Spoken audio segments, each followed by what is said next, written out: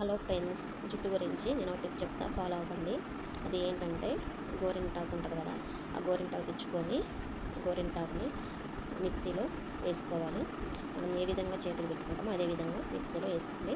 ఆ వేసుకున్న గోరింటాకుని తల మొత్తం బాగా అప్లై చేసుకోండి. జుట్టు మొత్తం గోగదుల వరకు అప్లై చేసుకొని ఒక 2 గంటల వరకు అలాగే ఉంచండి ముడిపెట్టి. తర్వాత 2 గంటల తర్వాత తలస్నానం చేయండి. తలస్నానం చేస్తే మీకు జుట్టు బాగా స్మూత్గా బాగా మెత్తగా బాగా ఉంటుంది. మీకు అర్థమవుతుంది. ఈ విధంగా వారానికి ఒకసారి చేస్తున్నానండి.